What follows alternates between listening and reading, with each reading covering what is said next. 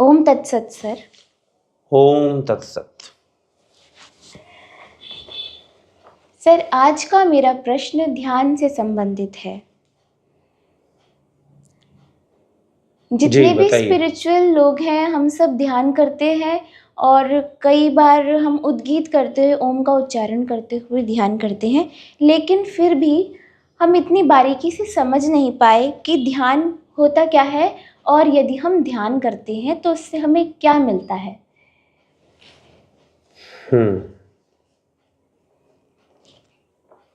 हम ध्यान करते हैं तो हमें क्या मिलता है? जी। हमें ध्यान करने से हमें कुछ भी नहीं मिलता है। जी। ध्यान करने से जी। जो हमारे पास है, जो हमारे पास है लेकिन हम जानते नहीं हैं कि हमारे पास है।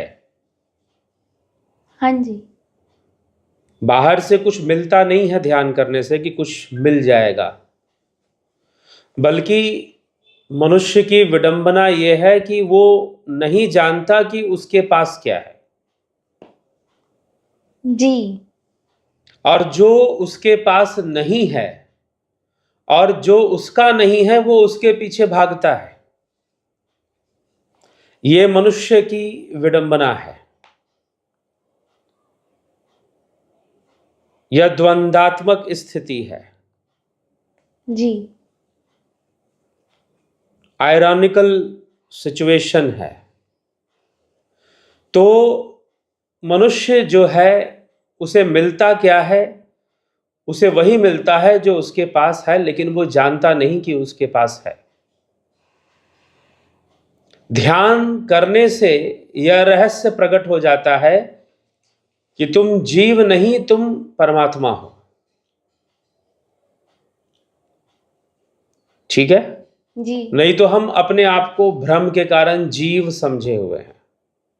जीव का भान होना भ्रम है।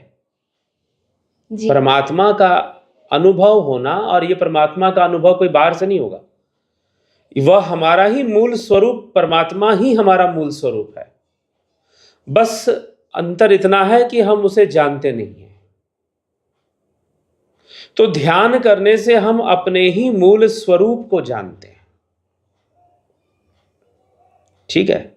जी। तो ध्यान करने से अब मैं कहूं कि कुछ बाहर से आके मिल जाएगा, तो बाहर से आके कुछ भी नहीं मिलेगा, क्योंकि मिलना शब्द का मतलब है, जैसे कि हम बाहर में लोगों से मिलते हैं, कोई प्रेमी प्रेमिका मिल गए, कोई पिता पुत्र मिल गए, खो गए थे कुंभ के मेले में, मान लो मिल गए। जी। तो कोई मिल गए तो ये मिलना बाहर से संभव है। जी। अंतर में तो सब प्राप्त है, आत्मा की प्राप्ति नहीं की जाती, बस उसे जाना जाता है।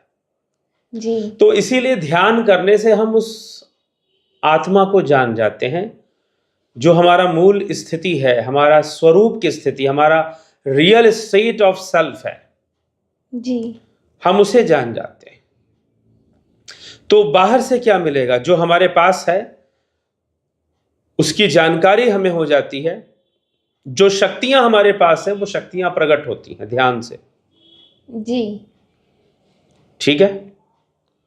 तो ये ध्यान करने से हमें अपना ही स्वरूप मिलता है। जी। तो स्वरूप मिलने का मतलब, स्वरूप कोई मिलने की चीज नहीं, क्योंकि वो तो स्वरूप ही है, वो तो मिला हुआ ही है। जी। तो भला बाहर से आके क्या मिलेगा? बस हम अपने स्वरूप में स्थित हो पाते हैं, हम अपने स्वरूप को जान पाते हैं। तो ध्यान करने से सबसे बड़ा लाभ और सबसे बड़ी प्राप्ति यही होती है, आत्मज्ञान होता है और हम अपने निज स्वरूप को जी। जान लेते हैं, उसमें स्थित हो जाते हैं। और जीवन में इससे बड़ी उपलब्धि नहीं, क्योंकि जिसने अपने आप को जान लिया उसने सबको जान लिया। तो ध्यान स्वयं की खोज है, जी। स्वयं को जानने की प्रक्रिया है। स्वयं को जानो, स्वयंभू को जानो। जो स्वयं को जानता है वही स्वयंभू को जानता है। जो आत्मा को जान गया वो परमात्मा को जान गया। तो ध्यान करने का यह यह लाभ है, जी ध्यान करने का यह उद्देश्य है। जी ठीक है, तो ध्यान करने से क्या मिलता है? तो मिलेगा क्या? जो मिला है, जो पहले से हमारे पास है, जिसे हम भूल चुके हैं, जिसको हम नहीं जानते हैं, जिस पर हमारा सारा ध्यान पराई वस्तुओं पर है, स्वयं के ऊपर नहीं है। स्वयं में जो प्राप्त है उसको हम बिल्कुल नहीं जानते। लेकिन ध्यान करने से स्वयं की ही शक्तियों का विकास हो जाता है। उस आत्मा को हम स्वयं ही जान लेते हैं, उसकी शक्ति को हम प्रकट कर लेते हैं। तो यह ध्यान से संभव हो पाता है। बाहर से हम बाहरी चीजों पर निर्भर होते हैं, बाहरी शक्तियों पर निर्भर होते हैं, लेकिन आत्मा स्वयं ही पूर्ण शक्तिमान है। तो जब हम ध्यान करते हैं और ध्यान से आत्मा को जान जाते हैं, तो स्वयं ही हमारे अंदर अनेकों प्रकार के परिवर्तन और अनेकों प्रकार से परिवर्तन होते हुए हम सहज अवस्था को प्राप्त। वास्तव में परिवर्तन नहीं होता, परिवर्तन तो हमारा हो ही रखा है जीव के रूप में। जीव के रूप में हम भ्रमित हो ही रखे हैं। लेकिन जब हम ध्यान कर लेंगे तो फिर ध्यान से हम अपने मूल स्वरूप में चले जाएंगे।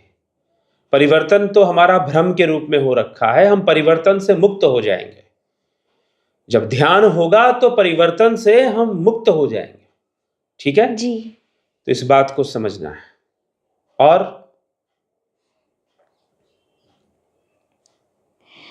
सर एक और प्रश्न है, इसी प्रश्न में से उठा है वो प्रश्न कि जो ध्यानी मनुष्य हैं वह बाहर की चीज़ों से उसी प्रकार लाभ प्राप्त कर सकते हैं, लाभ और हानि, जैसे जो ध्यान मार्ग की ओर नहीं बढ़े सामान्य मनुष्य हैं उनकी तरह, या फिर उससे कुछ अलग तरीके से? उससे बहुत अधिक लाभ प्राप्त कर सकते हैं। सामान्य मनुष्य जो ध्यान में नहीं उतरा है, उसकी तुलना में एक ध्यान करने वाला जो साधक योगी है, वह साधारण मनुष्य की तुलना में संसार का भी अधिक लाभ उठाता है।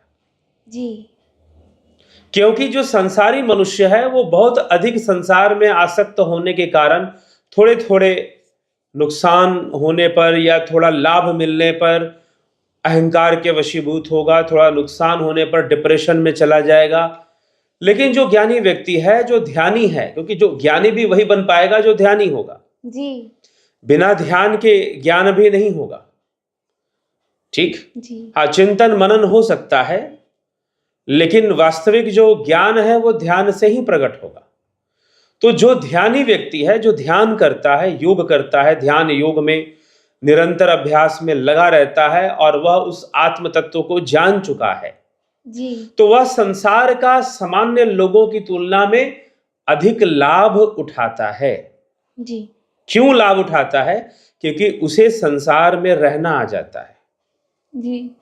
क्योंकि वह योगी है। इसीलिए भगवान कृष्ण, श्री कृष्ण श्रीमद् भगवद गीता में क्या कहते हैं कि तपस्वियों से भी बड़ा, ज्ञानियों से भी बड़ा और कर्मियों से भी बड़ा योगी होता है। क्योंकि योगियों को संसार में जीवन जीना आता है। उन्हें पता है कि कब क्या करना है, कैसे करना है और कितना करना है। जी। कोई भोग भी भोगना है तो कितना भोग भोगना है। ठीक है, कैसे रहना है संसार में, उन्हें विशेष रूप से सामान्य लोगों की तुलना में अधिक पता होता है इस विषय में। जी। इसीलिए संसार का जो लाभ है और संसार में रहने का जो लाभ है, वह साधारण लोगों की तुलना में जो ध्यान योगी है वो अधिक लाभ उठाता है संसार का। जी। ठीक है, किसी भी चीज का आप लाभ तभी उठाओगे ना जब उस पर नियंत्रण आ जाएगा। जी। तो योगियों को प्रकृति के नियमों पर भी नियंत्रण आना शुरू हो जाता है। जी। तो वह जो अपने मन पर, चित्त पर उनका नियंत्रण आ जाता है, तो अब संसार में अनासक्त भाव से वह सभी कर्मों को भी करते हैं और भोगों को भी भोगते हैं। इसलिए श्री कृष्ण ने योगी का जो मन है सागर से उसकी तुलना की है। सागर में जैसे अनेकों नदियां समाती हैं, फिर भी सागर चंचल नहीं होता, जैसे का तैसा ही बना रहता है। वैसे ही अनेकों इंद्रियों के माध्यम से जो स्थिर बुद्धि है योगी, अनेकों इंद्रियों के माध्यम से आने वाले अनेकों भोग विषय भी उसकी स्थिरता को खंडित नहीं कर सकते, उसकी स्थिरता को तोड़ नहीं सकते, वो स्थिर बना रहेगा। तो अब संसार में भी आनंद उठाना, संसार का भी लाभ योगी ही उठाते हैं। संसार के विषय भोगों का सही तरीके से उपभोग भी योगी ही करते हैं जी। साधारण मनुष्य नहीं करता। साधारण मनुष्य तो बेचारा रोता चिल्लाता ही जीवन बिताता रहता है। ठीक है, मुझे ये नहीं मिला, मुझे वो नहीं मिला, मेरा ये नहीं हुआ, मेरा वो नहीं हुआ, इसी में चलते रहते हैं लोग जी। ठीक है, तो ये समस्या है। तो योगी ही, ध्यान योगी ही अधिक लाभ उठाता है। आगे कुछ प्रश्न है तो बताएं। क्या ये संभव है कि हर योगी राम जी जैसे या कृष्ण जी जैसे बन जाए? ऐसा संभव है? जब साधना करेंगे तो बनेंगे। योग से ही सब बनते हैं। हनुमान जी बने, योग से बने। ब्रह्मा बने, अपने तप से बने। ठीक है, तो राम जी जैसा बन जाए, कृष्ण जी जैसा बन जाए। योगी होना राम और कृष्ण होने से भी बड़ा है जी। ठीक है, तो योगी होना अपने आप में बहुत बड़ी बात है, क्योंकि स्वयं कृष्ण कह रहे हैं कि जो योगी है वो स्वयं मेरे जैसा है। जी। ठीक है, उसमें और मुझ में कोई भेद नहीं है। तो इसलिए राम योगी हैं, वैरागी हैं। जी। तो इसलिए ये प्रश्न करना, इस बात को पहले गीता में क्या कृष्ण कहते हैं इस विषय में हमें जरूर स्पष्टीकरण लेना चाहिए। तो कृष्ण स्वयं इस बात का स्पष्टीकरण देते हैं कि योगी ही श्रेष्ठ है, यहां तक कि ज्ञानियों, तपस्वियों, कर्मियों, इन सब से। ठीक, लेकिन ऐसा देखा जाता है और पढ़ा भी जाता है शास्त्रों में कि ध्यान की बहुत महिमा बताते हैं। ऐसा शास्त्रों में ऐसा क्या है, क्यों बताया गया है कि ध्यान की महिमा शास्त्र इसलिए कहते हैं क्योंकि शास्त्र समझने के लिए ध्यान जरूरी है। ठीक है, अब जैसे कि मान लो कि शास्त्रों में तत्व ज्ञान की चर्चा होती है, सांख्य शास्त्र में या फिर वेदांत में तत्व ज्ञान की चर्चा होती है। तो तत्व ज्ञान जो है, अब जो महर्षि कपिल मुनि जो तत्वों की चर्चा करते हैं, 24 तत्वों की चर्चा होती है। पहले प्रकृति होता है, प्रकृति से बुद्धि, फिर अहंकार, फिर मन, ज्ञानेंद्रियां, कर्मेंद्रियां, तन्मात्राएं, पंचभूत, ये जो सारे तत्व हैं, तो इन तत्वों की चर्चा होती है। अब ये तत्वों की श्रृंखला बनी हुई है, लेकिन अगर आप इसका साक्षात्कार करना चाहते हैं, तत्वों को गहराई से समझना चाहते हैं, चलो कुछ तत्व तो हम बाहर से अनुभव कर रहे हैं, तन्मात्राओं का अनुभव, लेकिन इंद्रियों को हम समझना चाहते हैं, और इंद्रियों से सूक्ष्म मन, और मन से सूक्ष्म बुद्धि, और बुद्धि से भी अति अति सूक्ष्म आत्मा, और प्रकृति के 3 गुण। तो अगर हम इन सभी तत्वों को समझना चाहते हैं तो कपिल मुनि ने क्या मार्ग दिया? अष्टांग योग का मार्ग दिया। इन तत्वों को समझने के लिए कपिल मुनि ने अष्टांग योग का मार्ग दिया है। तो अष्टांग योग का मार्ग, अष्टांग योग क्या है? अष्टांग योग आपको ध्यान की ओर ले जाता है। यम, नियम, आसन, प्राणायाम, प्रत्याहार, इसे बहिरंग साधना कहा जाता है।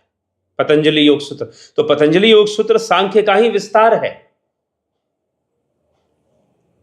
ठीक, योग विषय का विस्तार किया गया। सांख्य में तत्वों की चर्चा है, सांख्य में सृष्टि की चर्चा है, लेकिन पतंजलि योग सूत्र में मूलतः योग और मन, साइकोलॉजिकल जो विषय हैं, उनको स्पष्ट किया गया है।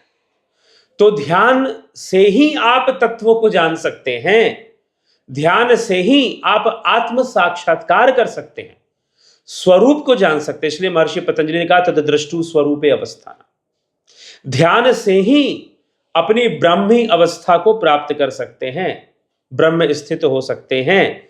तो इसीलिए जो शास्त्रों का रहस्य है वह ध्यान से प्रकट होता है। वेद कैसे प्रकट हुए? वेद अपौरुषेय हैं, लेकिन वेदों को प्रकटीकरण वेदों का कैसे हुआ? वो ऋषियों ने, वेद ऋषियों के ध्यान में प्रकट हुए। तो ध्यान में प्रकट हुए इसका मतलब ये नहीं कि ध्यान में कोई किताब खुल गई, ये कल्पना है, अति कल्पना है कि कोई सोचे कि ध्यान में किताब खुल गई होगी, वेद खुल गए होंगे। नहीं, ध्यान में जाते हुए जैसी जैसी अनुभूतियां आई, जितनी सूक्ष्मता में वो उतरते गए, मन की सूक्ष्मता को समझा, चित्त की सूक्ष्मता को समझा, प्राण को समझा, फिर उसी से निर्मित 3 गुणों को समझा। 3 गुणों से सब बने हैं, मन प्राण चित्त 3 गुणों से ही सब बने। तो उनको समझा और सारी व्यवस्था को समझा, ध्यान करके ऋषियों ने समझा और उसे वेदों में फिर दिया। कर्म की व्यवस्था को समझा, ध्यान करके ऋषियों ने समझा जी। और तब उसे वेदों में दिया। और मनुष्य को कैसा जीवन जीना चाहिए वेदों में बताया। जी। ठीक है, तो वेद जो है वो ध्यान से ही प्रकट हुए हैं। इसीलिए वेदों को अपरुष्य कहा गया कि उसे किसी ने लिखा नहीं है। वेद ध्यान अवस्था में ऋषियों के अंतःकरण में ही प्रकट होते। तो प्रकट होते इसका मतलब कोई किताब थोड़ी ना खुल जाती है, बल्कि अनुभूतियां, उससे वेद लिखे जाते। इसलिए आज तक जितने भी ध्यान योगी हुए उन सबकी अनुभूतियां मिलती गई, एक जैसी होती गई। और इनमें से तो कईयों ने शास्त्र भी ना पढ़े, लेकिन ध्यान किया तो वो वहीं पहुंचे और वैसे ही बातें उन्होंने बताई। जी। ठीक है, तो ये है, इसलिए शास्त्रों में ध्यान की महिमा है, क्योंकि ध्यान शास्त्र जो है मैनुअल है और ध्यान योग उसका प्रैक्टिकल है। जैसे कि हम कोई डिवाइस खरीदते हैं तो उसका मैनुअल बुक मिलता है ना, कैसे इस्तेमाल करना है। तो ध्यान प्रैक्टिकल है और शास्त्र वो मैनुअल है जो समझाते हैं कि जीवन कैसे जीना है और कैसे हमें ध्यान का क्या महत्व है जीवन में बतलाते हैं। तो इसीलिए शास्त्रों में ध्यान की महिमा है, क्योंकि बिना ध्यान किए कोई शास्त्रों को समझ नहीं सकता। इसीलिए आदि गुरु शंकराचार्य ने कहा, अविज्ञाते परितत्वे शास्त्राधितस्तु निष्फला, विज्ञाते अपि परितत्वे शास्त्राधितस्तु निष्फला, कि जिसे तत्व ज्ञान नहीं है उसके लिए शास्त्र निष्फल है और जिसको हो गया तत्व ज्ञान उसके लिए भी निष्फल है। लेकिन शास्त्रों से क्या मिलता है? प्रेरणा, इंफॉर्मेशन, सूचना, और हमें प्रेरणा मिलती है। तो ध्यान करना चाहिए, यह शास्त्र से ही पता चलता है कि करना चाहिए। क्या अगला प्रश्न जो है सर मेरा देवी देवताओं और अलग अलग योनियों से संबंधित है कि क्या देवी देवता भी ध्यान कर सकते हैं और या फिर वो मनुष्य योनि में आके करते हैं? देवी देवताओं की जो योनि है वो भोग योनि है, उसमें योग नहीं है। मनुष्य जीवन की यही विशेषता है कि योग संभव है। तो देवी देवता भी ध्यान कर सकते हैं, लेकिन वह मोक्ष को प्राप्त नहीं कर सकते, क्योंकि वो कर्म भोगने के लिए वैसे योनियों में लोग जाते हैं, देवी देवता बनते हैं। अपनी तपस्या कर कर पुण्य कर्म के अर्जन से कोई देवी योनि में चला गया। और वैसे देवता तो अनेक प्रकार से होते हैं, जो देने वाला है वही देवता है। तो वास्तव में जो ध्यान है वो देवी देवताओं के लिए नहीं होता, यह मनुष्य के लिए ही होता है। क्योंकि देवता कौन है? क्योंकि देवता होने की कुछ अलग परिभाषा है और वह है जो देने वाला है। तो प्रकृति की वो हर शक्ति जो हमें कुछ दे रही है, हमें जीवन में कुछ सपोर्ट कर रही है, लाइफ सपोर्ट, हमारे लाइफ को सपोर्ट कर रही है, वो सभी देवता की श्रेणी में आते हैं, वो सब देव कहलाते हैं। ठीक है, तो देव ध्यान करते हैं नहीं करते, शायद यह प्रश्न बहुत ही सही नहीं है, क्योंकि यह देवताओं के अर्थ, देव शब्द का जो अर्थ है उस पर यह सूट नहीं करेगा।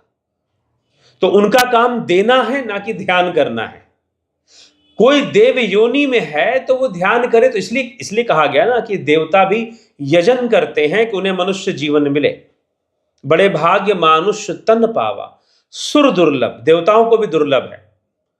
सुर दुर्लभ सद ग्रंथे गावा, साधन धाम मोक्ष करी द्वारा, पाई न जही परलोक सवारा। तो बड़े भाग्य से मनुष्य जीवन मिलता है।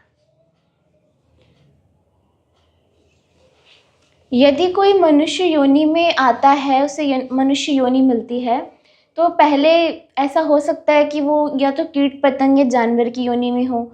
तो क्या इन्हीं योनियों में, नीच योनियों में भी योग के लिए प्रेरणा मिल सकती है? नहीं, नीच योनियों में योग की प्रेरणा नहीं मिलती है, क्योंकि योग संभव नहीं है उनके द्वारा। ठीक है, देखो सबसे बड़ी बात क्या है कि जीव अपने जीव बोध में होने के कारण वो आत्म बोध में नहीं है या परमात्म बोध में नहीं है, बल्कि जीव बोध में है। तो जीव बोध में होने के कारण उसे प्रेरणा नहीं मिल सकती है। तो जो अन्य योनियों में है उनके अंदर वो इच्छा शक्ति, वो संकल्प शक्ति या वो समझ शक्ति ना होने के कारण वो योग के मार्ग पर आगे नहीं बढ़ते। हाँ, उन्हें प्रेरणा मिलेगी, लेकिन वो कर तभी पाएंगे जब वो मनुष्य योनि में आएंगे। ठीक है, तो जो जीव हैं, जो अनेक योनियों में जो जीव हैं, जो फंसे हुए हैं, वो अपना आहार, निद्रा, भय, मैथुन के पीछे भागते रहते हैं और इसी से आधारित अपने जीवन के सारे संघर्ष करते रहते हैं। ठीक जी तो जो जीव है वो राजनीति भी कर लेंगे, जी लेकिन योग संभव नहीं है। तो हमें यह गहराई से विचार करना है। तो इसलिए वो संकल्प नहीं है, इसलिए जीवों के द्वारा योग करते हुए नहीं देखा गया, अन्य प्राणियों, अन्य जानवरों के द्वारा। यह मनुष्य योनि में ही संभव हो पाता है और यही मनुष्य योनि की महानता है। मनुष्य, सत्य पूछो तो मनुष्य भी सब नहीं है। जी सारे मनुष्य नहीं है जिसको ये 2 पैर, 2 आंखें सामने और बड़ा माथा मिल गया हो, तो इससे कोई मनुष्य नहीं हो जाता है 2 पैर पे चलने वाला। जी जो योग कर रहा है वही मनुष्य है। जो योग नहीं कर रहा है, मात्र अपने जीवन में आहार, निद्रा, भय, मैथुन की श्रेष्ठता को प्राप्त करना चाहता है। अब मान लो कि कोई गरीब झोपड़ी में रह रहा है और एक जो है बहुत बड़े बंगले में रह रहा है, लेकिन दोनों घर है। एक जो है बेचारा जैसे तैसे भोजन कर रहा है, नून रोटी से ही काम चला रहा है। एक जो है पिज्जा, बर्गर, मलाई पनीर और बहुत कुछ खा रहा है, चिकन, मटन। तो वो बहुत तो है, तो आहार ही, दोनों का दोनों आहार है। जी तो आहार, निद्रा, भय, मैथुन को लक्ष्य कर कर ही सारे कर्म किए जा रहा है। तो वह इस शरीर के मिलने पर भी मनुष्य नहीं है। इसलिए वेदों ने कहा मनुर्भव, मनुर्भव। किसको कहा?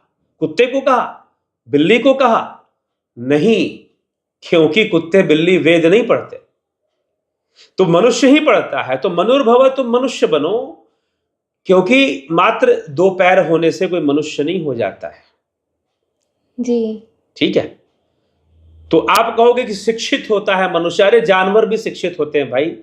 जरा पक्षियों को देखो कैसे घोंसला बनाती हैं। अगर शिक्षित नहीं है, अगर उनको वेट मैनेजमेंट नहीं पता है, उनको ग्रेविटी का अनुभव नहीं है, तो एक बात बताओ, एक पक्षी जो है पेड़ से लटकता हुआ घोंसला बनाती है जी और उसमें उसका पूरा परिवार रहता है, वो घोंसला गिरता भी नहीं है जब तक कोई बाहरी पशु या बंदर या कुछ आकर उसको तोड़ने की कोशिश ना करे, जी तब तक वो गिरता भी नहीं है। They understand gravity. जी उनको ग्रेविटी की समझ होती है। जी आपको लगता है कि न्यूटन ने आपको ग्रेविटेशनल फोर्स समझा दिया तो आदमी को पता चल गया, जानवरों को इसकी समझ ही नहीं है। लेकिन आप जब जानवरों को देखेंगे सही से तो उनके पास बुद्धि है जी और वह जो है समझते हैं बहुत सारी बातें। इंजीनियर, एक चिड़िया, अलग अलग पक्षी अलग अलग प्रकार के घर बनाने में माहिर होते हैं। जी ठीक है, तो क्या वो अपने बच्चों को शिक्षा नहीं दे रहे? कैसे भोजन प्राप्त करना है इसकी ट्रेनिंग दी जाती है, वो भी अपने बच्चों को देते हैं। मनुष्य भी अपने बच्चों को पढ़ाता लिखाता है। तो बात यह है कि लक्ष्य क्या है? आहार, निद्रा, भय, मैथुन के इर्द गिर्द ही सारी चीजें घूम रही हैं। जो भी पारिवारिक मोह माया है वो भी उसी के इर्द गिर्द है, आहार, निद्रा, भय, मैथुन के। जो भी पॉलिटिक्स, राजनीति चल रही है वो भी उसी के इर्द गिर्द चल रहा है, आहार, निद्रा, भय, मैथुन के। तो ये जो बेसिक इंस्टिंक्ट्स हैं, जो बेसिक जो मूल वृत्तियां जीव के बंधन में हैं, जीव को बांधे रखती हैं, बस उसी के चारों तरफ जो घूम रहा है वह मनुष्य कहां से? इसलिए कहा गया कि आहार, निद्रा, भय, मैथुनम च समान्यमेत पशुभी न रमान धर्मो हि तेषाम अधिको विशेषु धर्मे नहीं न पशुभी समाना। जो धर्म से हीन है वो पशु है। तो इसीलिए यह बात यहां पर आती है। और सच पूछो तो धर्म, कई बार कर्तव्य को भी धर्म माना गया है, लेकिन जो योग विहीन है, क्योंकि मनुष्य शरीर से योग संभव है और यही मनुष्य की विशेष पहचान है। अगर आपने, मैं कहता हूं कि कोई आदमी, ह्यूमन बॉडी उसे मिला है और उसने ध्यान नहीं किया, उसने अपना बॉडी वेस्ट किया, बर्बाद किया। क्यों बर्बाद किया? क्योंकि आहार, निद्रा, भय, मैथुन तो लोग भोग रहे हैं ना। जी बहुत लोग भोग रहे हैं इसको, जी लेकिन ध्यान की जो अनुभूतियां और जो मजा है, आनंद है, वो सिर्फ योगी ही प्राप्त कर पाता है। और मनुष्यता तभी प्रमाणित होती है जब हम योग मार्ग पर चलते हैं, तभी हम मनुष्य बनते हैं। नहीं तो हम मनुष्य भी नहीं, हम पशु हैं। वायवीय संहिता शिव महापुराण के अनुसार पशु कौन है? जो पाश में बंधा है वो पशु है। जो पंच पाशों में बंधा है, जो 3 गुणों के पाशों में बंधा हुआ है, वह पशु है। जी। तो ये 2 पैर पे चलने वाला मनुष्य जो अपने आप को ह्यूमन बीइंग कहता है, होमो सेपियंस सेपियंस बोलता है, वह क्या है? वह भी पशु ही है, अगर वह योग नहीं कर रहा तो। बाकी भोग तो सबके द्वारा होता है। चलिए, कुंडलिनी शक्ति के बारे में हम आजकल बहुत सुनते हैं, ये प्रचलन में भी है। क्या ध्यान योग करने से कुंडलिनी शक्ति जागृत होती है? देखो, कुंडलिनी शक्ति, मैं तो ये कहूंगा सर, सबसे पहले जो ध्यान करना चाहते हैं उनका लक्ष्य कुंडलिनी जागरण करना नहीं होना चाहिए। ठीक है? जी। उनका लक्ष्य कुंडलिनी जागृत करना नहीं होना चाहिए, क्योंकि यह ध्यान करने का बहुत छोटा सा और क्षुद्र लक्ष्य है। जब आप लक्ष्य छोटा कर लेते हो तो आगे बढ़ना मुश्किल हो जाता है, क्योंकि आपने लक्ष्य ही छोटा कर लिया। जी। ठीक है? तो ध्यान करना का उद्देश्य उस शून्य में स्थित होना, उस आत्मा में स्थित होना, उस परमात्मा में स्थित होना, यह उद्देश्य होना चाहिए।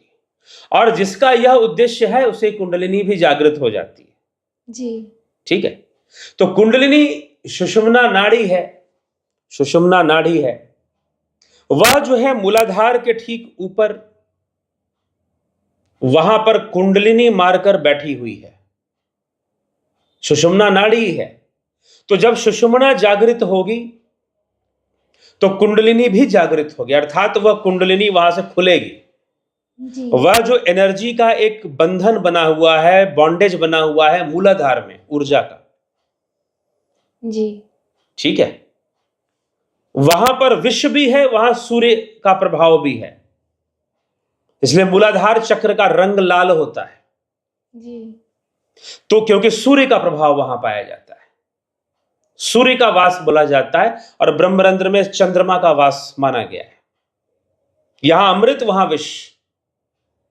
तो वहां से सृष्टि होती है। इसलिए हमारे जो चक्र हैं, 3 चक्र जो हैं, वो मूलाधार के बहुत नजदीक हैं।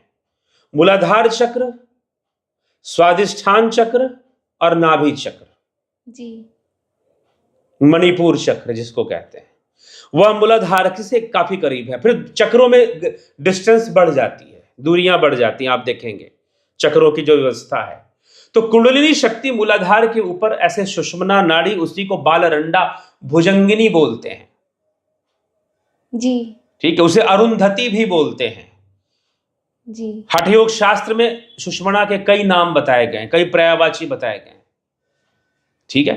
तो वही कुंडलिनी मारकर वहां बैठी है। कुंडलिनी को भी बालरंडा और कई शब्दों से बुलाया जाता है, भुजंगिनी सब के नाम से बुलाया जाता है।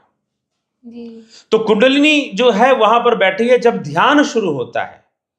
अब जो है ध्यान जब शुरू हुआ, और जब ध्यान में जब आप नाद की ओर आगे बढ़ते हैं तो कुंडलिनी सुषुम्ना, देखो कुछ अनुभूतियां होती हैं ध्यान में, जैसे कि घट में ही ब्रह्म ज्योति का दर्शन होना।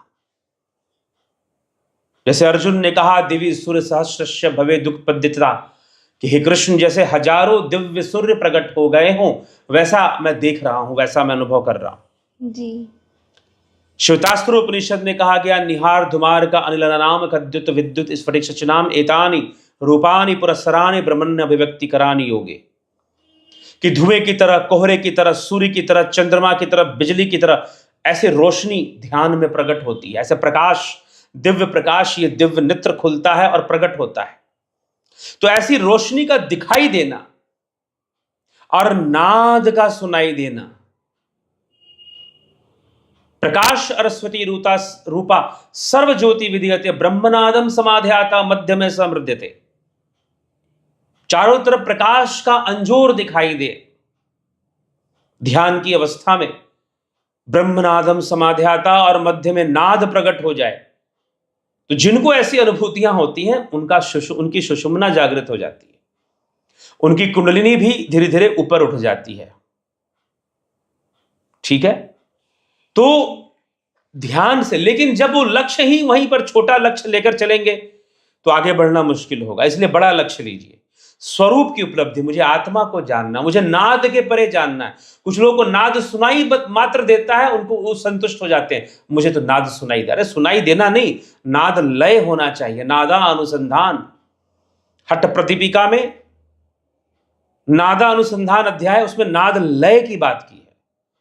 कहते हैं कि भगवान शिव ने 84 लाख लय की चर्चा की है, उसमें से नाद लय सर्वश्रेष्ठ है जी। नाद लय ही सर्वश्रेष्ठ है। नाद लय से मोक्ष होता है, मुक्ति होती है, पूर्ण शून्य की स्थापना होती है। ठीक, तो इसलिए कुंडलिनी शक्ति के पीछे नहीं पड़ना चाहिए, ध्यान में आगे बढ़ने का प्रयास करना चाहिए, बाकी चीजें हो जाती हैं अपने आप। बताइए आगे क्या प्रश्न है, कुछ है तो बताएं। कोई प्रारंभ में ध्यान योग अभी प्रारंभ किया है किसी ने अगर ध्यान योग, या वो मध्य में ही है, वो किसी भी लेवल पर हो, तो उनके जीवन में क्या परिवर्तन देखे जा सकते हैं? देखो, ध्यान से परिवर्तन क्या आएगा? सहज अवस्था आएगी, उत्तमो सहजावस्था। जी। ध्यान भवस्तु मध्यमा, ध्यान से सहज अवस्था आनी शुरू होती है। तो देखो, पहले शुरू में ध्यान करते हैं तो ज्यादातर लोगों के लिए कष्टकारी लगता है। अरे मन को टिकाना है, मन को लगाना है, उनको लगता है कि कुछ नहीं हो रहा है, नहीं। लेकिन क्यों? क्योंकि मन और इंद्रियों के माध्यम से संसार में मन लगा हुआ है, संसार के मान प्रतिष्ठा में मन लगा हुआ है, संसार के भोग विषयों में मन लगा हुआ है। तो संसार में ये सब सारी चीजों में मन लगा हुआ है, तो ध्यान में मन नहीं जाता है। यह विडंबना है कि जो वास्तविक स्वरूप है उसी में हम स्थित होने के लिए हमें कठिनाई होती है।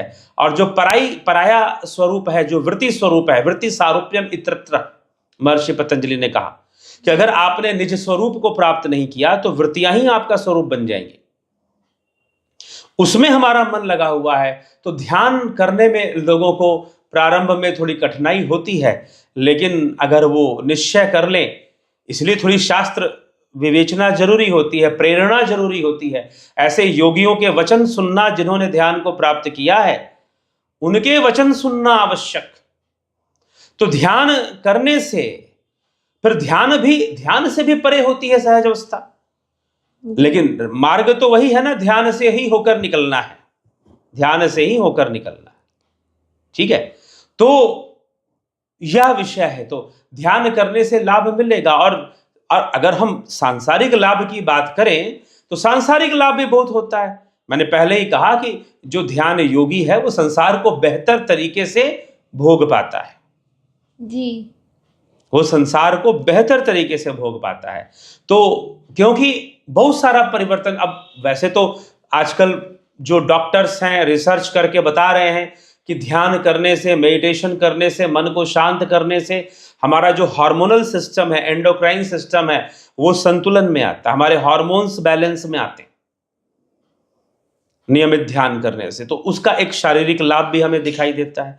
और हार्मोन्स बैलेंस में आने के कारण मतलब हमारे कई बीमारियां दूर होंगी, हार्मोन्स बैलेंस में होंगे तो। ठीक है, हार्मोन्स बैलेंस में होंगे तो फिर स्पेशली जो हार्मोन ब्रेन से रिलीज होते हैं, हमारे जो मस्तिष्क में कई ग्रंथियां हैं उनसे रिलीज होते हैं, वो जब नियंत्रण में आते हैं तो बहुत सारी चीजें फिर नियंत्रण में आनी शुरू हो जाती हैं। ठीक है, तो ध्यान करने से यह सब शारीरिक लाभ भी मिलता है। मन अच्छा होगा, मन एकाग्र होगा तो शरीर को भी लाभ मिलेगा, क्योंकि शरीर को चलाने वाला तो मन ही है। ठीक है, तो यह है। तो प्रारंभ में ध्यान जो है वो मानसिक क्रिया होती है, धीरे धीरे वो मन से परे की अवस्था बनती है। शुरुआत में मन की ही क्रिया है ध्यान, लेकिन धीरे धीरे परे की अवस्था बनेगी। आगे कुछ प्रश्न हो? जब भी हम सिद्धियों की बात करते हैं तो पहला एक इमेज जो पहले क्रिएट होती है वो हनुमान जी की होती है, क्योंकि विशेषकर हनुमान जी के बारे में काफ़ी सुना है। तुलसीदास जी ने भी उनके बारे में लिखा है कि रिद्धि अष्ट सिद्धि नौ निधि के दाता। तो ऐसा सिद्धियों में ऐसा क्या है, वो किस प्रकार से प्राप्त होती हैं, और रिद्धि सिद्धियों के साथ ही ये रिद्धियाँ क्या होती हैं? सिद्धियों के साथ रिद्धियां, देखिए प्रकृति के नियमों पर नियंत्रण आता है जी। योगी का। ठीक है, तो प्रकृति के नियमों पे नियंत्रण आने से जो गुण का विकास होता है उसे रिद्धि कहते हैं। और फिर सिद्धियां, रिद्धियों से ही सिद्धियां प्राप्त हो जाती हैं। तो सिद्धि मिलती है तो जैसे कि प्रकृति के सिद्धांतों का प्रयोग करते हुए, सूक्ष्म सिद्धांतों का प्रयोग करते हुए योगी जो है सिद्धि प्रयोग करता है। जैसे कि अपने शरीर को बड़ा कर लेना, सूक्ष्म कर लेना, अणिमा बहुत छोटा कर लेना, लघिमा गरिमा बहुत भारी कर लेना। ठीक है, तो इस प्रकार से अष्ट सिद्धियों का वर्णन आता है जो हनुमान जी को प्राप्त थे। तो यह सिद्धियां भी ध्यान योग से प्राप्त होती हैं। जी। महर्षि पतंजलि ने जब सिद्धियों का वर्णन किया है तो वहां पर 3 चीजें कही हैं: धारणा, ध्यान, समाधि, जी। त्रैमेकेव संयम। तो त्रैमेक संयम अर्थात इन तीनों को एक साथ संयम कहते हैं, धारणा, ध्यान, समाधि, और इनसे योग सिद्धियां प्राप्त होती हैं। वैसे 5 प्रकार की सिद्धियां महर्षि पतंजलि ने बताई हैं, लेकिन जो योग सिद्धियां हैं वो धारणा, ध्यान, समाधि से ही प्राप्त होती है, साफ साफ वहां कहा गया। ठीक है, तो धारणा, ध्यान, समाधि से सिद्धियां प्रकट होना शुरू होती है। जी। तो हनुमान जी को भी वैसे ही प्राप्त हुई सिद्धियां। जी। ठीक, और उसमें फिर महर्षि पतंजलि ने स्पष्ट किया है कि योगी किस प्रकार अंतर्धान हो जाता है। तो अपने ही शक्ति का, ध्यान शक्ति का, एकीभाव शक्ति का प्रयोग करते हुए योगी ऐसा करता है। जी। ठीक है, तो अनेक शक्तियों का विकास। तो वो शक्तियां ऐसे नहीं कि अप्राकृतिक हैं या पारा प्रकृति से परे हैं, बल्कि प्रकृति के अंदर ही आती हैं शक्तियां, और रिद्धि सिद्धि तो उसी में आती है। तो उसमें फिर यह ध्यान से ही यह सब संभव हो पाता है।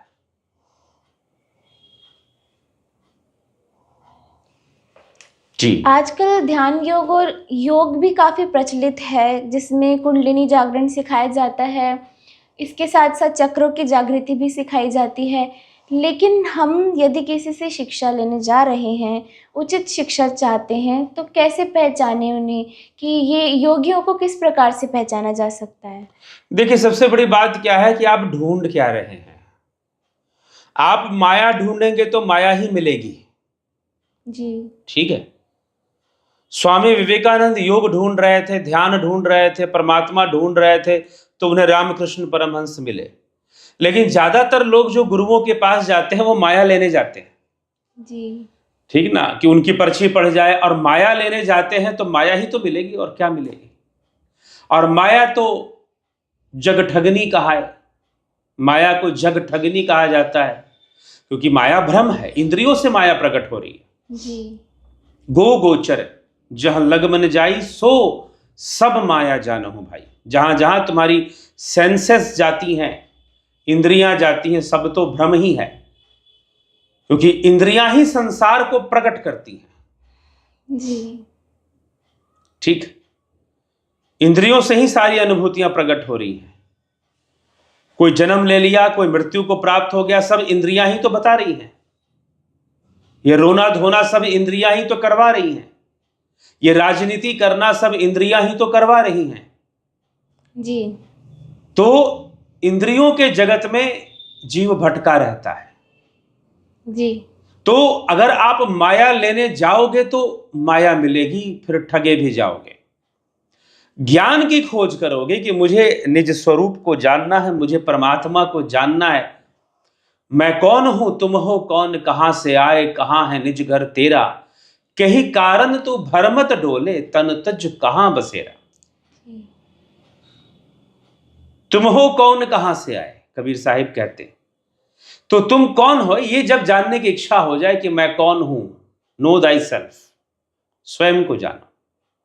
तुम कौन हो, तुम कहां से आए हो, निज स्वरूप क्या है, तन तजने के बाद बसेरा कहां होगा। तुम हो कौन, कहां से आए, कहां है निज घर तेरा, तुम्हारा निज घर कौन सा है। जब ये जानने की इच्छा हो जाए और हम सही खोज करें तो हमें कोई योगी गुरु मिल सकते हैं जो योग विद्या को जानने वाले, जो ध्यान में जाने की बात कर रहे हैं, वो तुम्हें ले भी जाएंगे। जी। ठीक है, तो इसीलिए हम यहां पर ध्यान योग का ऑनलाइन कोर्स चलता है। दिव्य सृजन इस चैनल के माध्यम से ऑनलाइन कोर्स चलता है ध्यान योग का।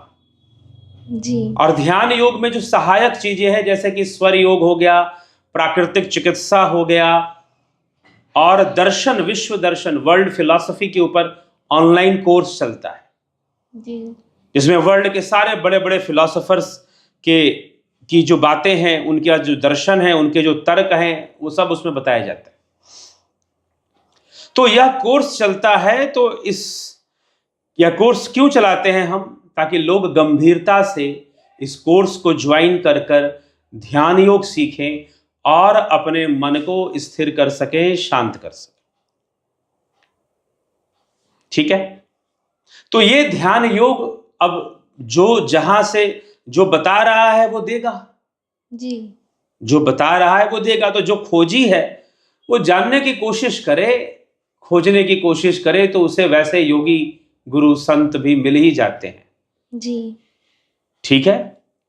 तो ध्यान योग का ऑनलाइन कोर्स इसीलिए, जो ध्यान के मार्ग पर चलना चाहते हैं, जिनको जानना है कि स्वयं की स्थिति में पहुंच जाएं, तो कल्पना से नहीं पहुंचेंगे, ध्यान से पहुंचेंगे। हाँ, ध्यान के बाद ध्यान सहज अवस्था के रूप में परिवर्तित हो जाता है। फिर वो योगी कैसे भी रहे, उसकी ध्यान अवस्था बनी रहती है। जी। ठीक है? फिर वो सहज अवस्था में प्रवेश कर जाता है। लेकिन प्रारंभ में आजकल का जीव जितना इस संसार में अपने एकाग्रता को वितरित कर चुका है, या अपने इंद्रियों को बिखरा चुका है, मन को बिखेर चुका है, अब वो सोचे कि सहज अवस्था बन जाए, कल्पना मात्र से तो नहीं बनेगा।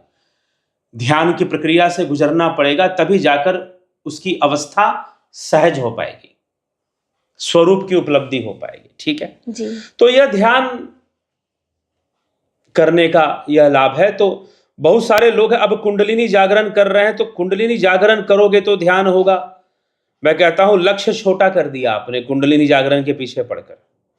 जी। बड़ा लक्ष्य लेना चाहिए था। ठीक है? तो कुंडलिनी जागरण नहीं, टू नो दाई सेल्फ, शून्य में जाओ। बाह्य अभ्यंतर शून्यम ब्रह्मम। आदि शंकराचार्य क्या कहते हैं कि वह ब्रह्म बाहर और भीतर से शून्य है। ठीक? तुम उस शून्य में जाओ, ध्यान तुम्हें उस शून्य में लेके चला जाएगा। ठीक? बुद्ध ने वही बात लोगों को समझाई। तो हमें जब हम लक्ष्य छोटा रखेंगे, शून्य में जाने वाले लोग साधारण नहीं होते। जी। हाँ, तो शून्य में जाना चाहिए। तो ध्यान, वह ध्यान सिखाने वाला जो आपको शून्य में ले जाने का, शून्य तक की यात्रा करवा सके। अब कई लोग, मैं ये भी देखा हूं कि शून्य, वो कल्पना करवाते हैं, बैठ जाओ, मान लो कि तुम शून्य हो, तुम्हारे मन में कुछ भी नहीं है। नहीं, ये सब नहीं होता भाई। युक्ति होती है, युक्ति मतलब टेक्निक होती है, अभ्यास होता है, टेक्निक्स का अभ्यास। हठयोग शास्त्र क्यों लिखा गया? जब सब कुछ मानने से ही हो जाए, मानने से ही पेट भर जाए, तो वह शून्य मानने का विषय नहीं, वह परमात्मा मानने का विषय नहीं है, वह अनुभव का विषय है, वह जानने का विषय है। और ध्यान वह माध्यम है। आजकल हमें ध्यान अलग लगता है क्योंकि भारतीय परिवेश में लोगों ने ध्यान करना बंद कर दिया। जी।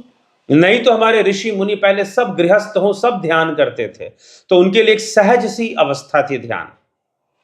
जी। जैसे खाना खाना सहज है, नहाना सहज है, सोना सहज है, वैसे ध्यान भी बड़ा सहज था, आराम से वो ध्यान में हो जाते थे। लेकिन अब जो है लोगों के लिए यह कठिन लगता है कुछ अलग से कर रहे हो। अलग से नहीं कर रहे हो, बल्कि तुम अलग हो गए हो, तुम अपने ही मूल प्रकृति में जा रहे हो। अगर तुम ध्यान कर रहे हो, अपनी मूल प्रकृति में जा रहे हो, मूल अवस्था को प्राप्त कर रहे हो। लेकिन दुर्भाग्यपूर्ण कि लोग ध्यान को ही अलग मान बैठते हैं और अपने इंद्रियों वाली अवस्था को सहज मान बैठते हैं। ठीक है? तो यह समस्या है, और इसीलिए दुखी भी तो होते हैं। ठीक है? तो किसी को अगर ध्यान करना है तो वो ध्यान का लक्ष्य ले, परमात्मा की प्राप्ति का लक्ष्य ले, ना कि कुंडलिनी जागरण का लक्ष्य ले, ना कि कोई चक्र जागृत करने के लिए जाए, बल्कि वह ध्यान उस शून्य में लीन होने के लिए जाए। तो शून्य की प्राप्ति करने के लिए जाए, तब जाकर कोई सही गुरु भी उसे मिल पाएगा। नहीं तो फिर जैसा ढूंढेगा वैसा ही तो मिलेगा। जिन खोजा तिन पाइया, गहरे पानी पैठ। ठीक है, तो जो खोजेगा जिसको उसको ही मिलेगा। तो जानने की कोशिश, और जो खोजी हैं उन्हीं के लिए एक व्यवस्थित, एक ऑर्गेनाइज्ड ध्यान योग का ऑनलाइन कोर्स दिया जाता है। ठीक है जी। हाँ, और इसके साथ साथ ऑनलाइन ध्यान योग का ऑनलाइन कोर्स के साथ प्राकृतिक चिकित्सा का ऑनलाइन कोर्स। प्राकृतिक चिकित्सा का भी बहुत महत्व है जीवन में। जी। ठीक, तो यह क्यों, यह अब ध्यान योग में सहायक कैसे है? क्योंकि प्राकृतिक चिकित्सा में सारे ट्रीटमेंट आदमी खुद के ऊपर खुद से कर सकता है, बस समझने और उस ज्ञान की जरूरत है, कितना करना है, कैसे करना है। जी। इसलिए उसका भी हम लोग ऑनलाइन कोर्स देते हैं, सहायक है वो। तो इसीलिए जो है हम सब इस ध्यान योग को जाने, सीखे, और प्रत्येक मास 20 तारीख से, प्रत्येक महीने 20 तारीख से यह ऑनलाइन कोर्स शुरू होता है। तो इस महीने अप्रैल के महीने में भी 20 तारीख से शुरू होगा, या आप इस वीडियो को कभी भी देख रहे हैं तो 20 तारीख से यह शुरू होता है। तो जो लोग लाभ उठाना चाहते हैं वो लाभान्वित हो सकते हैं। बहुत सारे लोग लाभान्वित हो रहे हैं। जी। ठीक है, ठीक है, फिर ओम तत्सत सर। इसी के साथ हम विचारों को विराम देते हैं। ओम तत्सत।